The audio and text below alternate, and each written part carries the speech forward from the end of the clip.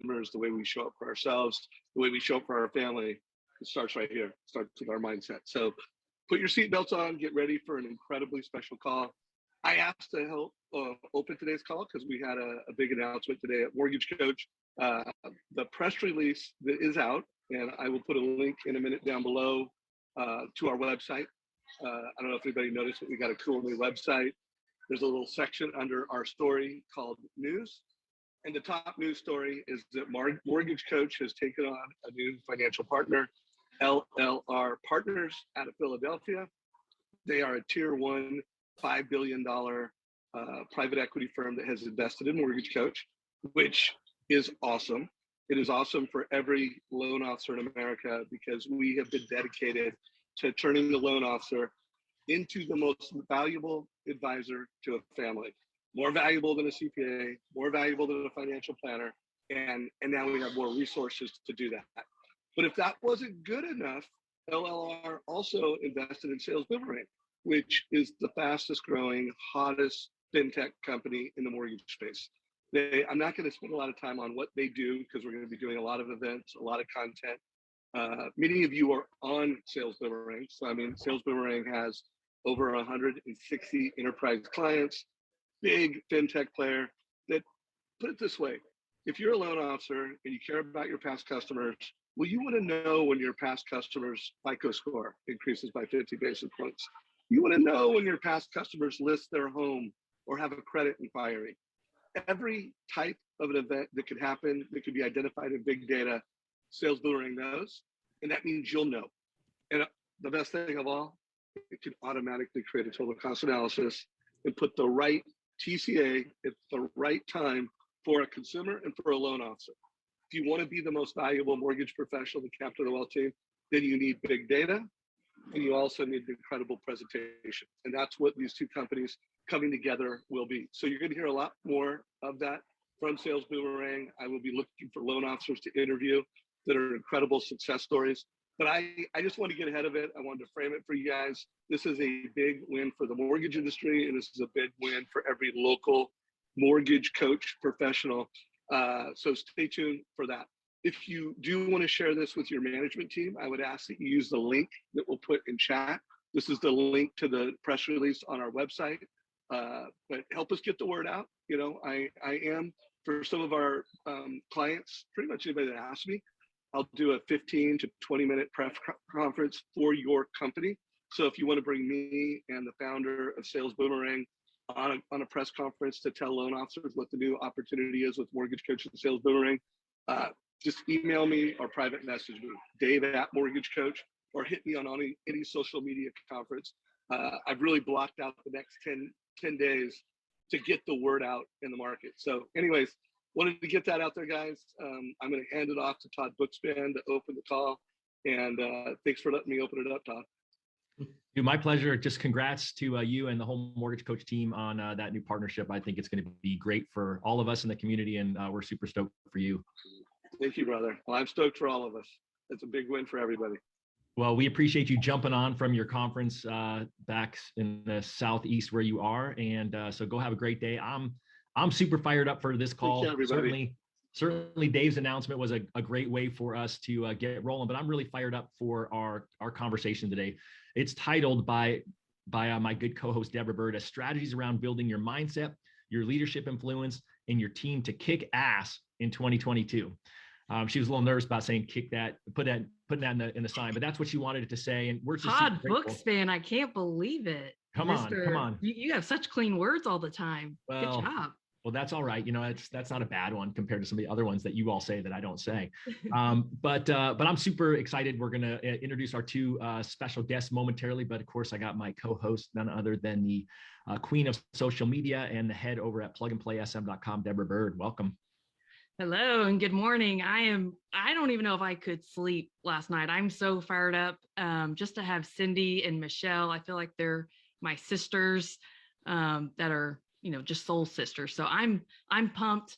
And really, you know, Michelle, if you don't mind, I'd love to kind of start with what prompted this call and kind of, I don't remember it was a text conversation or Facebook or Instagram messages, but we were talking about mindset in last year. So if you don't mind, will you kind of expose what we were talking about and kind of what led to this call? And then we'll let Cindy coach us up based off this. You're on mute, by the way. No wonder you didn't respond to my sarcasm earlier. Okay. I was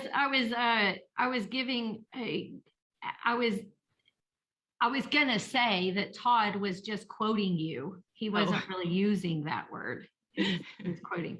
Anyway, yeah.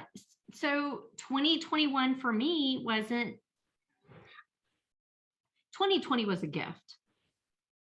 And I knew that. I mean, it was an absolute gift. I remember in March of 2020, when the world was going to be shut down for 6 weeks, and I automatically was going into, oh my gosh, we're going to have people without jobs, and then we're going to go into this whole crash market. And, my mind went there. So the problem solver that I am was like trying to figure out, okay, now how do we do better at managing foreclosures and short sales and, all of the things that I expected to happen. And then, of course, 2020 was a year of unexpected. And as much as I knew that was a gift, my 2021, I wanted to be bigger than 2020, because don't we always? I mean, when you reach here, then all of a sudden, I mean, for some of us psychos, as soon as we get to here, then we raise the bar. So we don't celebrate ourselves, we don't give ourselves that, pat on the back, great job. And so I've been working really hard on that personally for the past couple of years of celebrating the wins. And even as little as they are, getting, pausing and celebrating, because honestly, my team deserves it, because they are the ones that helped me make it happen. So it's really rude and disrespectful to not pause and celebrate. But I still have the tendency of moving the goalpost whenever I get close. So 2020 happens, and it's just this killer year. And I closed a bazillion, or what felt like a bazillion, loans for 2020. And I really expected the same and then some for 2021, and it didn't happen. And so I was really, really messed up over that. I felt like a failure. I felt like I had let everybody down. How could I not hit those same numbers? I had built the team, processes, and systems to handle the volume, and it didn't happen. And I was really, I just felt like a failure. And it's really easy to compare yourself to others instead of really reflecting on how did I grow and how did I learn? And honestly, I've really been working on a joy-filled life, life and business, and putting happy and healthy back into everything that I do. So from that aspect, I won last year. I made some great big improvements in my life. And, but yet I didn't hit the numbers. And I just judged myself by the numbers for so many years. It's just a natural default. And so I really had to work on my mindset. So Deborah, you and I were talking, in that conversation was like, compared to everybody else, no, I had a terrible year. And I was just really down on myself. Remember that? I mean, it was like a whole lot of back and forth of me comparing myself to this gift of a year 2020 was, and I fell short by 70 units. Like, how could I have not made up those 70 units? How did I not do that? I was just in this bad place, which is not comforting to me, because I'm not used to being in that bad place, but I was. Hey, Michelle, if you don't mind, I want to, first of all, you're so not alone. So I'm glad you're bringing this to the forefront, because it's been a conversation with so many of my clients, over the last 6 months, because really it was very difficult. How do you even plan and create goals for 2021? And people are equally challenged to create goals for 2022. 2021 was an interesting year. There were some people that really exceeded their 2020 numbers. Very few though, because I think people went in thinking there was still going to be this incredible momentum, but we had to work for it in 2021, right? And we just did. But when you bring up comparison, it is the biggest thief of joy and passion and purpose on the planet.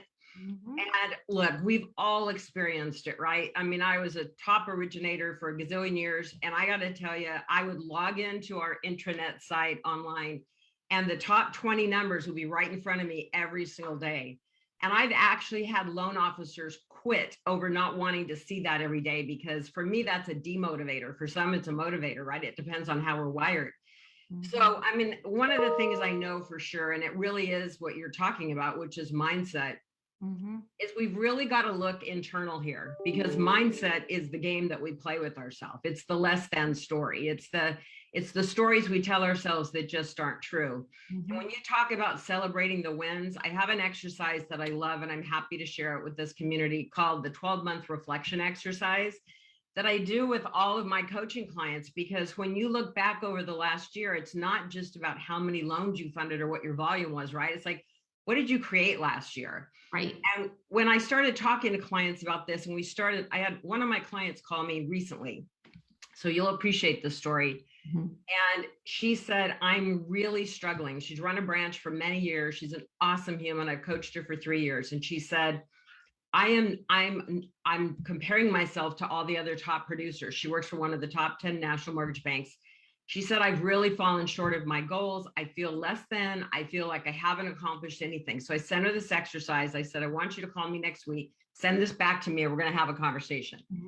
It was mind-boggling what she had actually done last year. And it wasn't about the volume, but you know what? She paid cash for her car for the first time in her life. She paid off her second trust deed. She remodeled her home for cash. She got her daughter into college. Like, all these incredible things had actually happened in her life. And so she was like, oh my gosh, it was such a revelation. And look, when I launched my coaching company, I've never forgotten speaking at Mastermind Summit in Vegas and coming out into the vendor room, and every single vendor was coaches, right? And you're looking in the mirror going, who am I to be like this person that's launching my own coaching company? And all these signs are like #1 mortgage coach in America. And it really, like, it took me back a little bit, like you're saying. Like, I took that step back, and I got home, and I went and I doubled my personal development practices and got my mindset into the right place. And so what I would suggest to anyone, because we all do go into that comparison story, is, look, we're only competing with ourselves. At the end of the day, we are the only ones we're competing with. And what we have to do is redirect our focus away from others, go internal. And I know that when I had that feeling about my coaching company, I'm like, it's not my job to be these 12 other coaches. It's my job to be the best coach that Cindy Ertman can be, and to pour into others in service to them. So it's really like, we got to get back to focusing on what can you do to raise your own bar, to be the best version of you, to serve more people more fully, to cast a wider net. And it's an internal job. And so every time I go into that story, I like last night, I'm very proud of myself. I'm a late nighter. I go to bed at like midnight if I have the choice. I set there's an alarm on my phone now that goes off at 10 p.m. So I'm in bed by 10:30. Starting January 1st, I get up an hour earlier, and I do 90 minutes worth of my morning practice. And that's a difference and a game changer for me. Well, I love that. So first off, I want to say, Michelle, thank you so much for being so vulnerable, because when Deborah told me the story, when we were trying to figure out what to do for this call, and she said, hey, this is how Michelle's feeling, I know there's so many people who look up to you and feel that way when they know what you're doing. And so for you to be so transparent with our community is I'm super grateful for that. And I'm appreciative. And I think, Cindy, I think you nailed it really. I mean, you got to focus on you. And so now, of course, since I'm a morning guy, I got to hear about your 90 minutes. So what are you doing every morning, Cindy, for 90 minutes in order to nail your mindset for the day? Well, I have to have a plan. You'll like that. I mean, you and I taught her wired that way, right? Like, I'm sure, Michelle, 100%. I have to have a plan. So, your win by noon, I always laugh, because my training is, time is money, God, the 5 income generating activities before the hour of noon. So we're so aligned on that. But my morning practice is, I do, like, when I wake, total transparency, I start with a gratitude prayer before my feet hit the ground. I just do a brief gratitude prayer. And then I do go get my cup of coffee, because that, and then it's 3 things that are consistent, but I start with meditation. And it's so funny, because I bring meditation into all of my trainings with high performance mortgage professionals, and many have never experienced it, or their immediate response is, I can't meditate. Are you kidding me? But by the time they leave 2 days at my retreats, they are meditating because I bring in meditation experts that really give them the tools. So I have my favorite apps. I do right now, I go from silent to, I like guided right now. So I'm using Insight Timer, which I love. And I do, depending upon my time, either 10 to about 25 minutes of meditation in the morning. I really kind of got out of reading, and I used to be just a voracious reader. So I don't know what happened to me, but in 2021, but I kind of got back into it a couple weekends ago, and I thought I'm going to get back into education in a big way.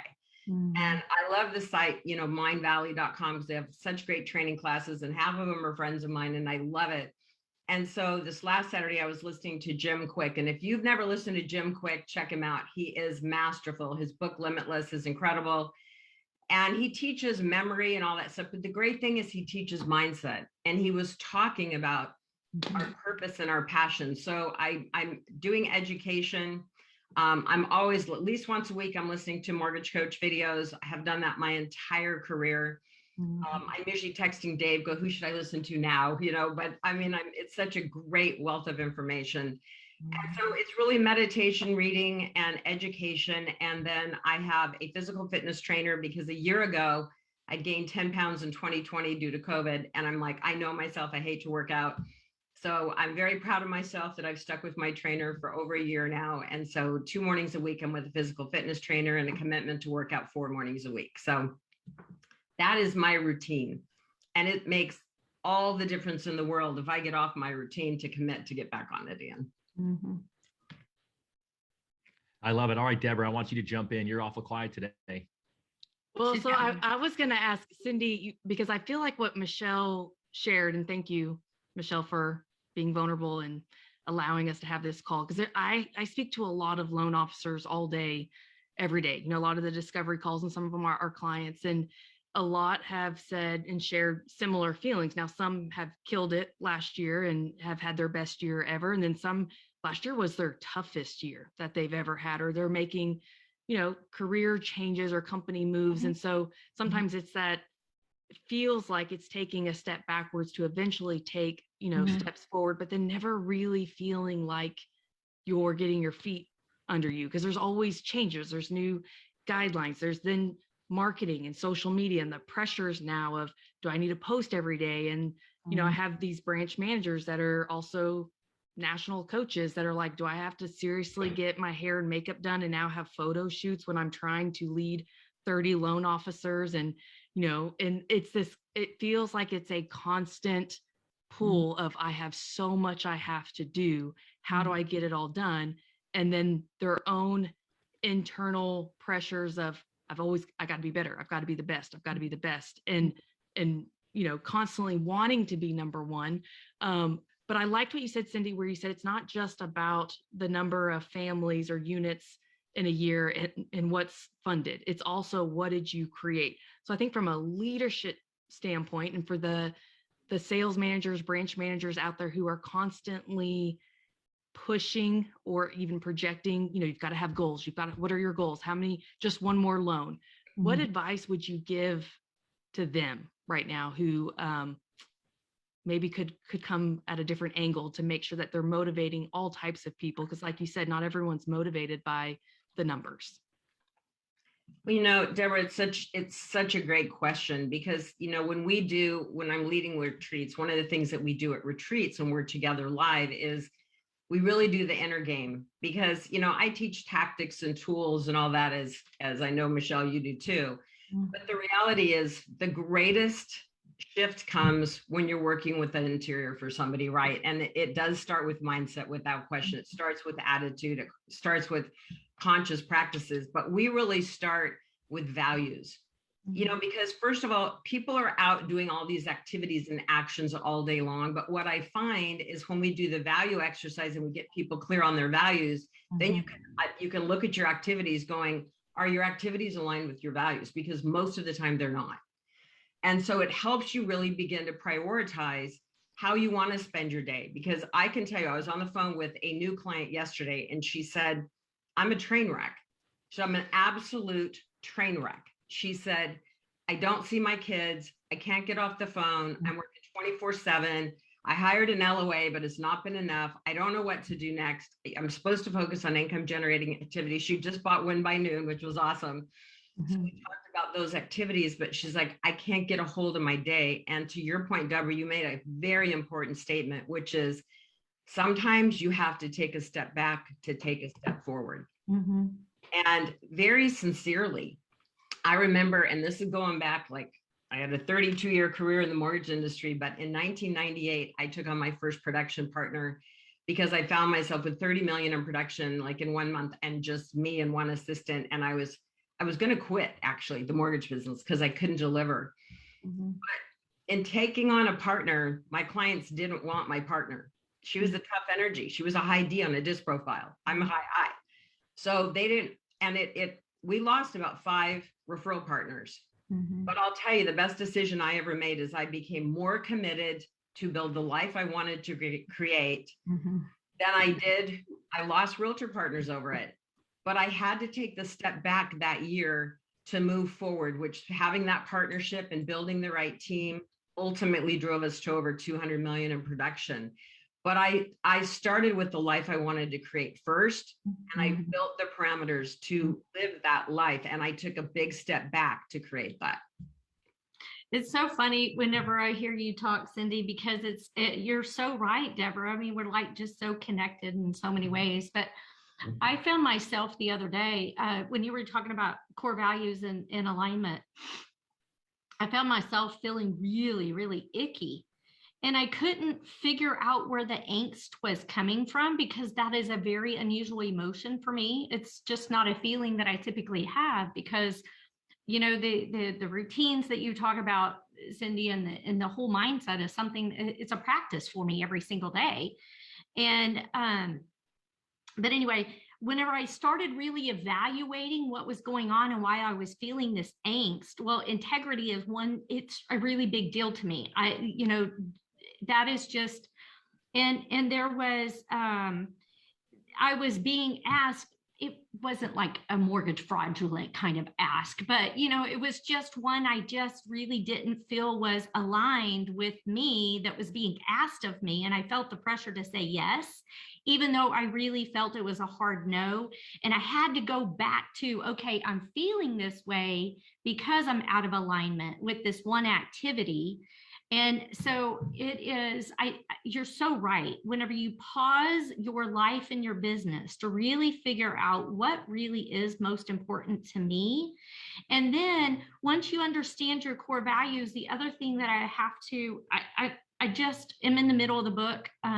It's Who, Not How. Have you read that? I have not. It was so when I'm looking at my calendar, and Deborah, you just described what I feel sometimes as an area manager. I have branches that I need to nurture and take care of. So you have your branch people, and then you have your production team, your personal production team that you've got to nurture and lead and teach and train. And then you have your clients that you still take care of, and your business partners, and teaching classes all the time. And, you know, just all the. It's very important that you really figure out who needs me the most. Number one, yourself. So really align your calendar and your time to make sure, number one, you take care of yourself. That is my calendar is planned for the entire year. And the first person I put on my calendar is myself.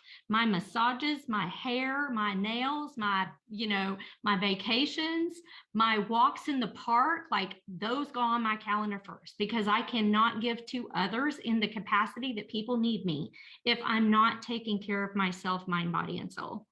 So, and that's part of it's a core value of mine as well. So I think it's so important that first you pause and you figure out, what life do I want to live by feeling like, how do I want to feel? Well, I don't want to feel less than. I don't want to feel like, I don't want to compare myself to others because they're not on the same journey I'm on. And I can't measure my success by theirs. So, but it's a mindset shift. Well, and it requires pausing and spending those 90 minutes like you're talking about first thing in the morning. Michelle, and I think it's also like, it really is a choice. Like, first of all, you have to choose, right? We have to make the choice that when we're feeling that way, you gotta go, okay, it's an awareness. Because the great thing is you have the awareness, and we've all been in that space. I mean, as an originator, how many times did I wake up on January 1st going, oh my gosh, can I do this again? Or that guy beat me by 20 Do million. I want to do this again? 100%. And that's the thing. It's like my client that called so upset that she was doing the comparison game. And then when she did the 12-month reflection exercise and really saw what she's like, you know what I realized? I don't want to be the guy that beat me by 20 million. I don't want his life. He doesn't have a family. He doesn't have 4 children. I don't want to be that guy. And that was a really big, like, that doesn't mean that's the guy you want to be or the girl you want to be. And it's not about any of that. It's like, we have one life, right? And we got to make it count. And so this is about, to me, like, why do we work so hard if we're not leading a truly fulfilling and meaningful and purposeful life? Right. So it's getting clarity in what you're talking about around that first, like, how do I want to feel? We do lots of exercises with my group around looking back over they're all doing their eulogy right now. It's a great, powerful exercise. Such a powerful exercise. So I think it is that clarity, and it's so easy to get caught up in, what are we not doing? And look, I mean, we know that, like, suddenly I'd have like a $20 million funding month, and then all of a sudden you're like at 8. You're like, oh my gosh, what happened? And I'm like, that's such a failure. Million, for gosh sakes. It's like crazy what we do to ourselves. So absolutely. But you're so right. It's the clarity, it's the confidence you have whenever you have clarity on purpose. And then passion comes from that. Yeah. So Cindy, I know what exercises I mentally go through to stay in that space. And I love what you're talking about, the reflection exercise, and really giving yourself lots of gratitude and grace for what you have accomplished instead of looking at what you didn't accomplish. Just that exercise in itself. But what else exercises do you have whenever you're really looking for that clarity of purpose so that you have that passion again? Well, one thing that I think, and everyone could just jot this down right now and come back to this. I've got an exercise too. Again, I'm happy to share with you, but it's like, it's a very simple exercise to just go, okay, I'm looking at one of my training guides right now as I'm speaking to you, but like, what are the 5 things that you want to start doing today? What are 5 things that you want to start doing? And it may be, I'm going to get up 30 minutes earlier, and I'm going to begin to do meditation. I'm going to read, or I'm going to start working out. I'm going to create a morning practice, right? It may be that I want to hire a coach. It may be whatever it is for you. What are 5 things that are going to really, really fuel you as a human? Like, what are 5 things you want to start doing? What are 5 things you need to stop doing right now? Right. Because, like, there's so many things that we do that I do have an exercise where we track our time. It's just, we've all done this where you track your time for 2 days. I used to do 2 weeks, no one does it. So now I do it for 2 days. And then I have everybody just put a plus or minus next to every activity over the course of 2 days. I did this exercise personally, and it changed my life. So I took all the minuses of the things that didn't fuel me over those 2 days, 2 business days, by the way, and I transfer them to another sheet. So now I have a list of all the things that don't fuel me. And I mean, even if you're like walking the dog or taking out the trash or whatever it may be that you're doing throughout your day, and no one's going to see this but you, so you've got to be honest with yourself about it, right? Or we have to be honest. But then to go, and I thought I needed another LOA. Yeah. But when I did that exercise, I realized I needed a personal assistant to manage my life. Honest to goodness, I hired this person within 5 days for 15 hours a week for $12 an hour at the time. Never forgotten it. Julie was flipping amazing. She was a master's student. She did everything. I wanted to be able to focus on my business when I was at work, and I wanted to be able to focus on my children and family when I was at home. And she took everything else off my plate. My travel, she helped me with marketing. She'd go buy my hairspray. She booked all my appointments. She met the people at my house that fixed stuff. She did everything. That was the best hire I ever made. So sometimes we don't always need what we think we need, right? Yeah. You and I were just talking about this, Deborah, over the weekend. Like, sometimes we need something else and we're looking in the wrong place. So getting clear. And then what are 5 things you want to do differently? You know, it's like one could be like, I'm going to make a decision today that I'm not going to compare myself to anybody again, because I'm only competing with me and it's my life and it's my responsibility to make choices that fuel my best life. And I really love this conversation, Michelle, and I appreciate you opening it up and being vulnerable, because at the end of the day, we all tell ourselves lies. Right. Well, and I think about there's an exercise in my book that I have for my coaching event, and the one exercise that I just wanted to piggyback off of what you just said that I think is really important is, what did you used to do that you stopped doing because you just got too busy, but you really enjoyed doing? And I use this is for real. This summer, I forgot how much I enjoyed the smell. Y'all are going to laugh, but the smell of fresh cut grass. I used to, and I'm telling you, my husband looks kind of sexy out there pushing the lawnmower. And so this year we decided we were going to mow our own grass. Like, go back to the basics of washing our own car in our own driveway and mowing our own grass, doing our own yard. Y'all, that was just so silly, but it is great quality time that we're now spending together doing something that we used to do that we just stopped doing because we got too busy. So when you're thinking about those 5 things, I think it's kind of fun to relive some of those old memories. Number one, that's always a good thing. It's just, it's good for your brain, but relive those old memories from, what did I used to do that we just stopped doing? I mean, heck, we used to drop the tailgate and have a picnic in the park and listen to music. Why did I stop doing that?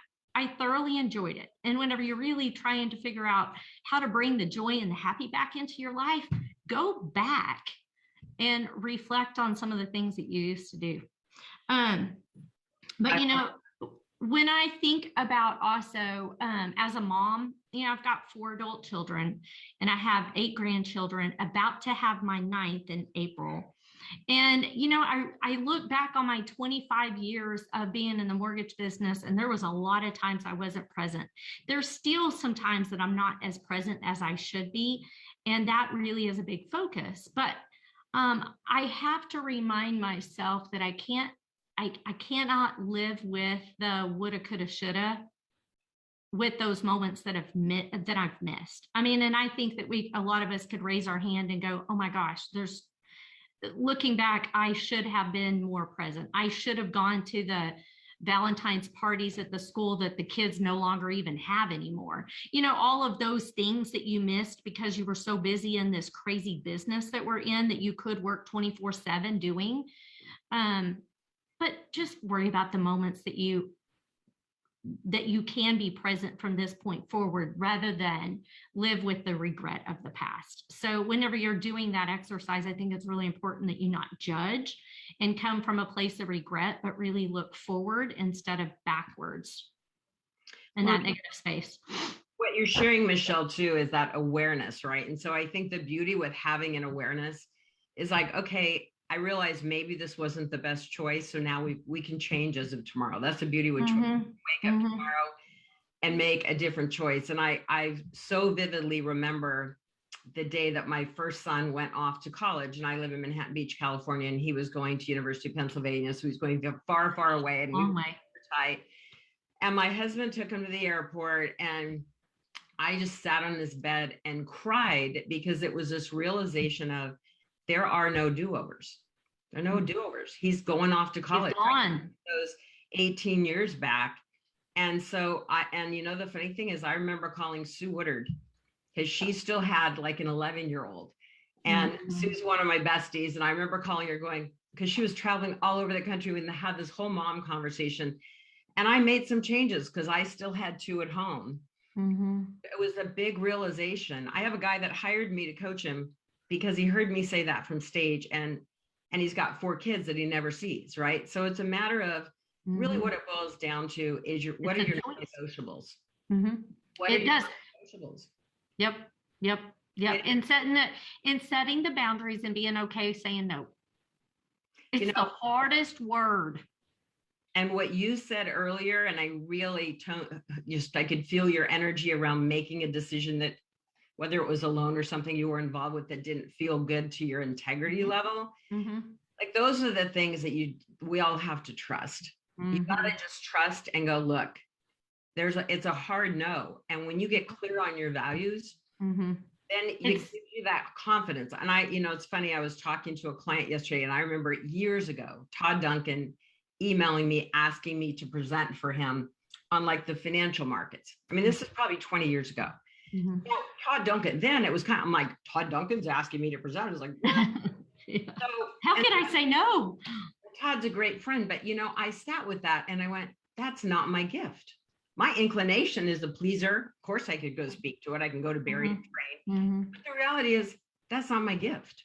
And I was really clear. And I went back to Todd and I said, I can speak on these 5 things, but this is not my special gift. So I think you'd be better served by somebody that, and many people may not have said no to Todd, but I think that was a good choice. So, I mean, it is hard when we're having to make decisions every day about our priorities, but really thinking about not just what realtor you're going to make happy or what past client, but, if you're picking up the phone at 8:00 at night and you haven't seen your kids, is that a good choice? No. And really, I look at then what's driving that. So just to kind of piggyback on what both of you shared, I wear multiple shirts of comparing myself. Obviously, I have an identical twin, and society loves, and the whole time just from birth, people love to find how you're similar, and they're always comparing. They put you side by side. You're the twin that's taller. You're the twin with the wider face. You're the twin with the, skinnier hips, whatever. And I remember and granted, I was told I would never be able to have children of my own, and not trying. I had 4 and 5.5 years, and I was newer into the industry. And I remember being on the delivery table with my 4th kid, with my laptop, with contraction monitors. I'm calling clients, pre-qualifying them. Like, hold on, like moving the contraction belt, because I had just moved to Houston, and I thought, I've got to be number one. Like my sister is the mortgage nerd, and everyone compares us. And I'm trying to compare my chapter 2 to her chapter 10, because she had years on me in the industry, but it was ingrained in me that, I couldn't be the failure or let her down, because people would associate us, as one and the same. But I also had this internal battle that I was really good at faking it. We were kind of taught at a young age, you play hurt, you smile, you don't reveal weakness. But I knew deep down, I kind of felt like a fraud, because I didn't love originating. I loved teaching. And that's one of my values, that when I go back and think, how could I spend my time each day where I would go to bed feeling so fulfilled? And everything was around, I love learning, because what I learn, I can then go serve more. And I love to teach, and I like to challenge how people think and perspective. And I've always been a truth seeker, like beyond just the stories we tell ourselves. But I was a great originator, and I thought, this pays the bills and we make really good money. And how could I burn the boats and do what I love to do, which is scary, and do marketing when I'm so good at this? And so, Cindy, you had one of your videos that I watched, whether it was on social or maybe I was watching some of the edits, but you had talked about going to a Jack Canfield event where it was a transformational moment, that something pulled and rattled you enough to have the courage, which a lot of this is having faith and courage and believing in yourself, which I did trust myself. I knew no matter what I did, I would always bet and be all in, because I had proven to myself over time that sink or swim, we always would swim. There was never a plan B. We didn't have parents we could lean back on if, say, this venture didn't work out. So you always found a way and you made it work. And there was no, what if this doesn't? But I want you to speak about that transformational moment you had, that sometimes takes an awakening or a coach to kind of, ignite that within you. And then also talk about, how this gift and a webinar that you have coming up that could maybe help others that are listening right now. Well, thank you. And yeah, so in 2006, I was at a mortgage event in Las Vegas, and Jack Canfield was the special guest. And I mean, I'd always heard of the Chicken Soup for the Soul guy, but I didn't really know the name Jack Canfield. But his message really resonated with me. And then one of the guys sitting next to me said, have you read his book, The Success Principles? And I hadn't. And it's like a 400-page book. So I bought it and it sat on my nightstand for like 6 months. And I eventually read it, but as I typically do with books, I don't just read them, I study them.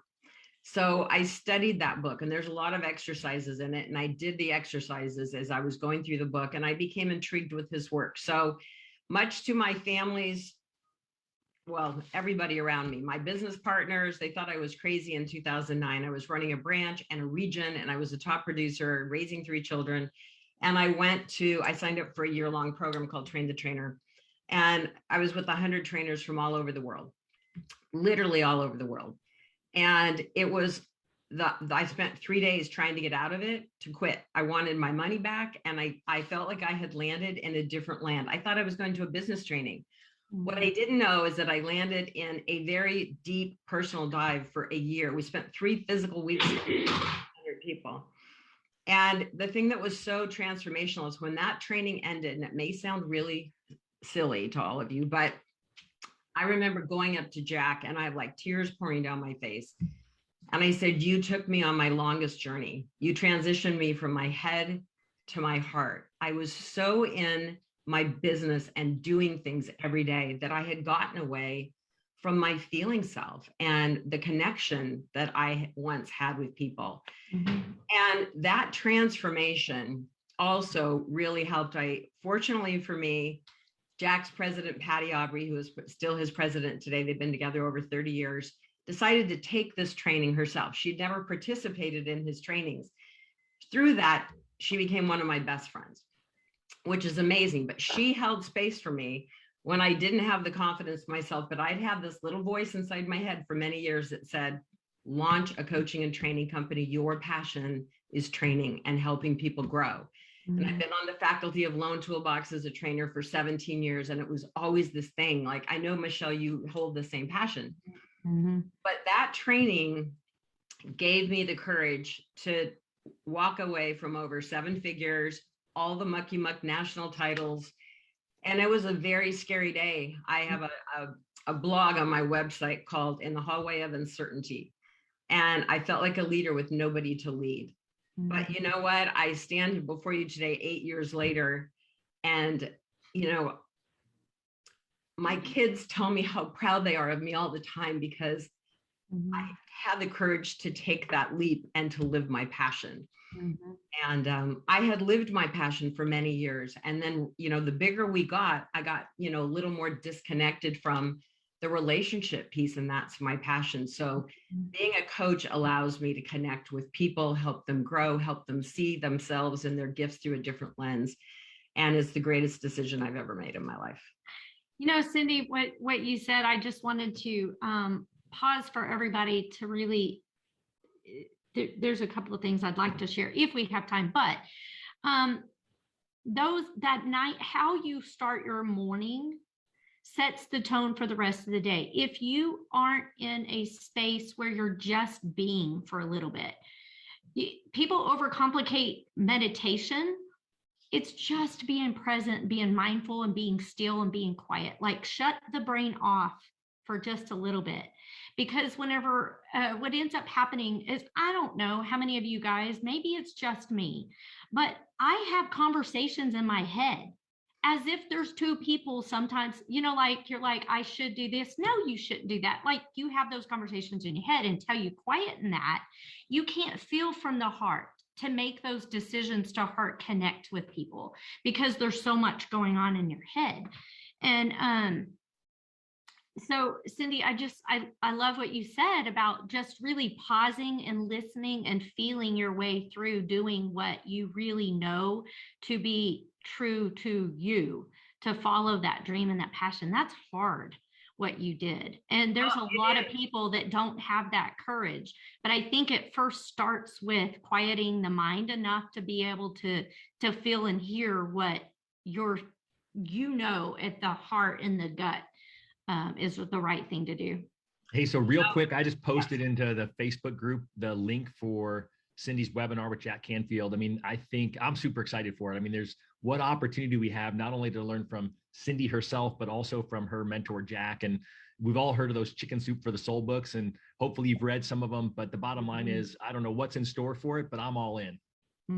Well, Todd, you know, one of the things, and I this is kind of funny, but one of the sections, because Jack's success principles is 64 success principles, and so many of them are applicable to the mortgage industry, any business, obviously. But I mean, I really embodied many of those principles. I didn't just like read them, but I embodied them and took them into my life.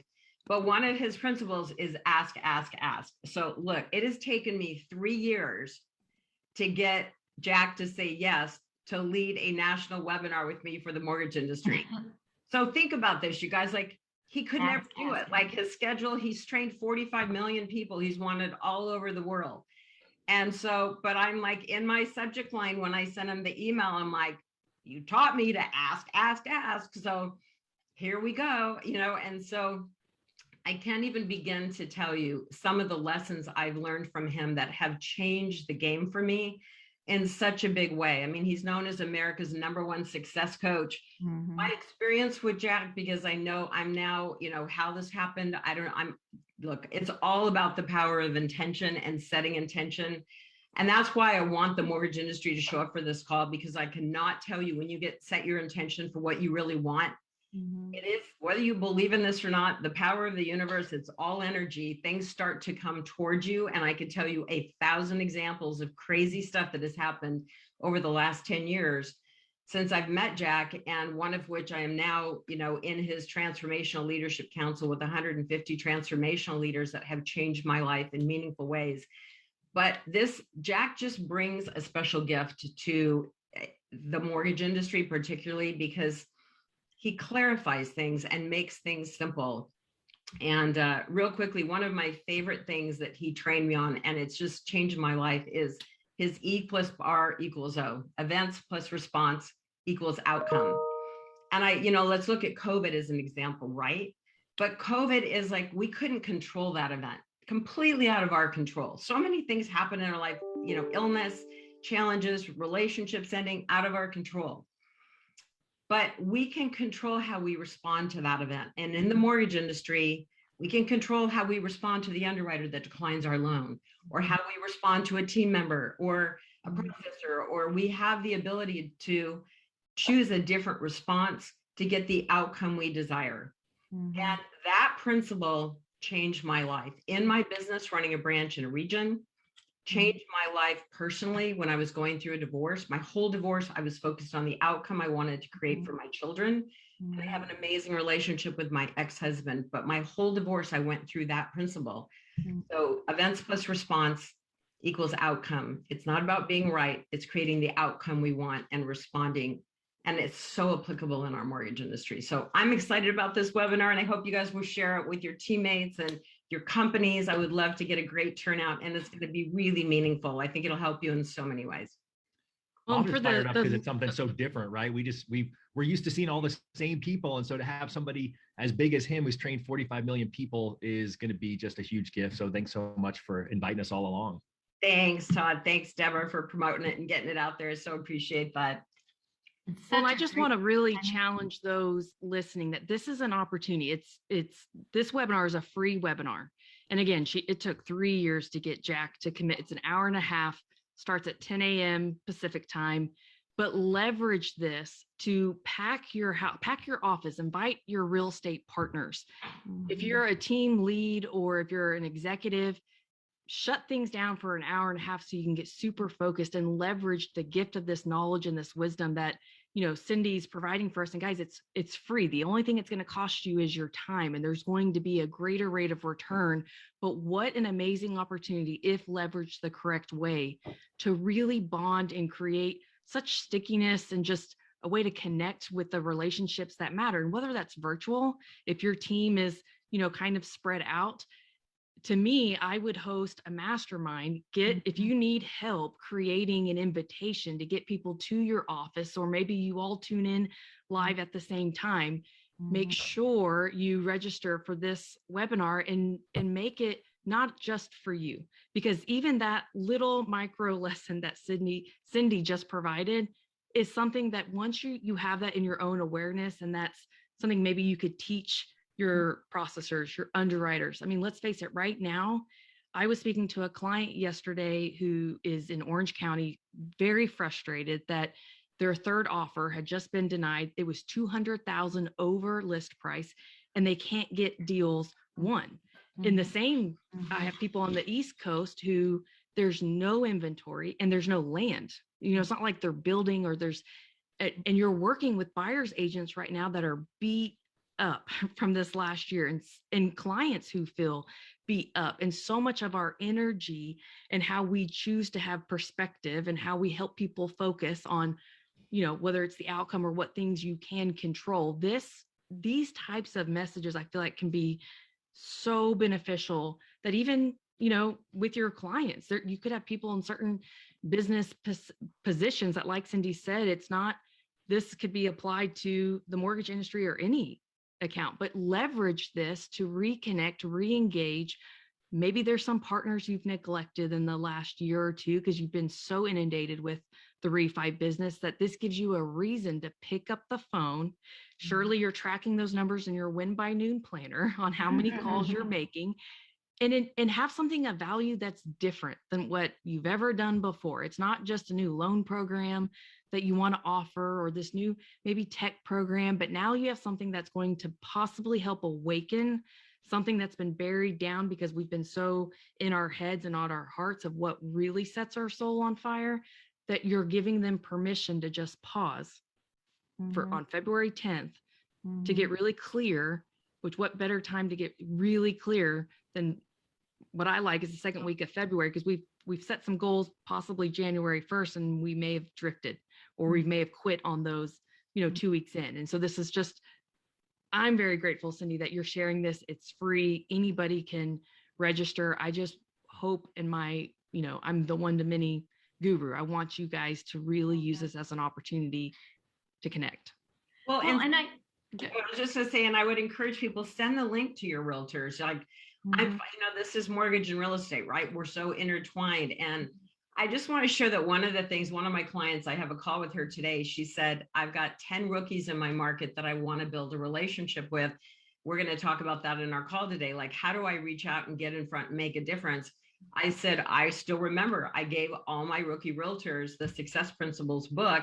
And then I would do calls with them about it. The Success Principles is great as a tool to lead a mastermind with your realtor partners, because we all benefit from the tools in that book, right, Michelle? Because I know you brought it.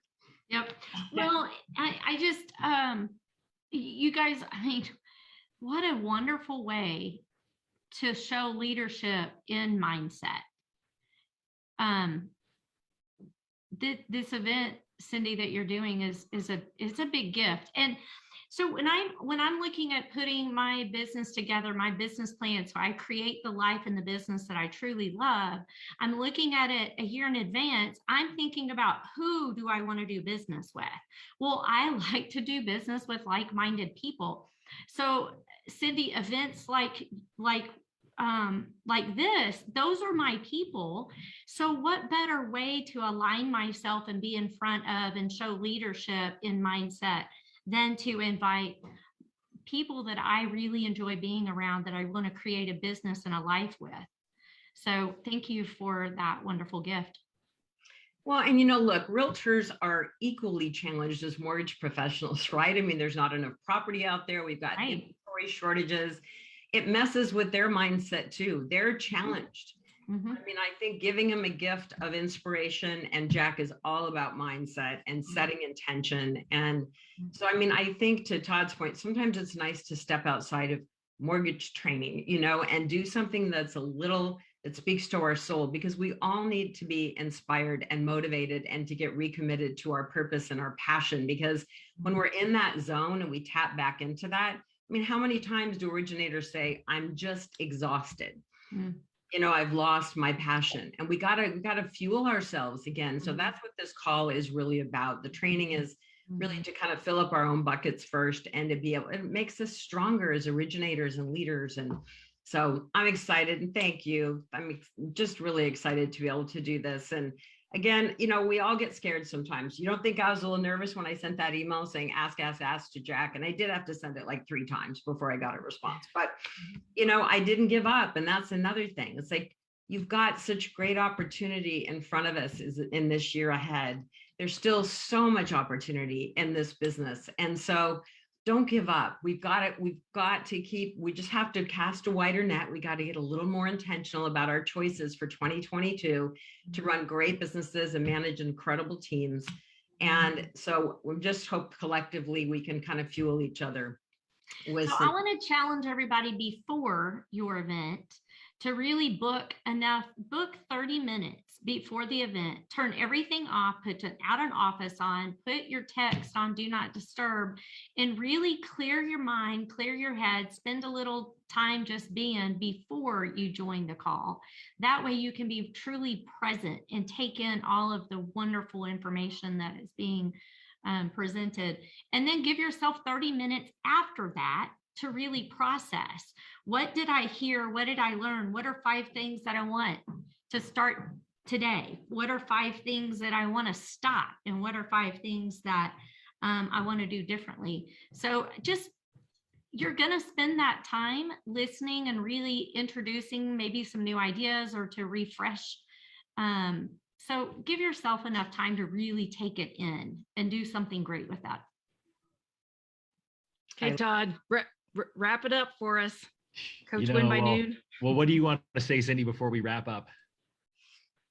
No, well, first of all, I want to say thank you, Todd and Deborah, for facilitating and bringing us together. And Michelle, it's so fun to play in the coaching space with you and to be able to share some just from the heart, because that's really what fuels me. Mm-hmm. So, and first of all, congratulations for Dave's big announcement today with an investor partner. That's huge. And Dave has been like my brother for the last 20 years. So I just really want to honor all that Mortgage Coach has done for our community, because it's made such a big difference in my life. And I have always felt so blessed to be part of this community. And Todd and Deborah, your involvement in this community now is so profound. So I just want to say thank you for all you do to support the mortgage industry. It's pretty incredible. Well, no, we couldn't do what we do without all of you. And, I've been blessed to have 5 years plus of riding alongside of Dave here in the Mortgage Coach Productivity Mastermind. And I, again, just want to shine a light on you, Michelle, for being vulnerable and, sharing what you were feeling last year and this year. I just talked to so many people who have been there, and I think that was a tremendous gift. Deborah, you always add so much value with your insights and your feedback. I certainly would encourage all of you who are struggling with your social media to be following Deborah and Plug and Play SM. She powers so many of us in the industry and makes us all look a heck of a lot better. Yes, she does. And no doubt. And then let's make sure that we do what Michelle said. I always leave this call with an action plan, and her action plan was perfect, right? Take a half an hour before Cindy's event, a half an hour after, take a half an hour after this call, and figure out what is the action that you want to take. Cindy laid it all out there. And Michelle just reiterated what you need to do. You invested the time. Now make sure that you take action and make it happen. The link is below if you're watching this in YouTube, as well as in the Facebook channel. So please register for Cindy's event with Jack Canfield. I have no doubt it's going to be a valuable use of your time. And I'm normally the one who closes out, but I'm going to hand it over to Deborah Bird to let her have the last word today. Okay, well, I'm going to read this from Jack's book, and it says, everything you experience today is the result of choices you have made in the past. So today, make the choice, make the decision to execute exactly what Cindy and Todd just recommended with, what are the 5 things that you're going to start doing? What are the 5 things you're going to stop doing? Get clear on your values. What is it that really fuels your life, and what are those activities that are your highest valued activities, and make the choice and the decision to make the change today and take action and sign up. So on behalf of Dave Savage and the whole crew at Mortgage Coach, thanks Robert for running the show behind the scenes, Deborah Bird at plugandplaysm.com, and myself, Todd Bookspan from Win by Noon. Thanks Michelle Castle, Cindy Ertman, and everyone for watching. We appreciate you. If you like this, give it a like down. But if you enjoyed this, give it a like down below. That helps out the YouTube statistics. Share it with a friend, and we look forward to seeing you on the next call. Thanks, y'all. Thanks for having us. You guys rocked it. I'm glad to be the fourth soul sister. Come on, anytime. You're the best, Todd. We love you. Thanks, Deborah. Thanks, Michelle. Thanks. Bye. Bye. Great one, you guys. Thanks, Robert.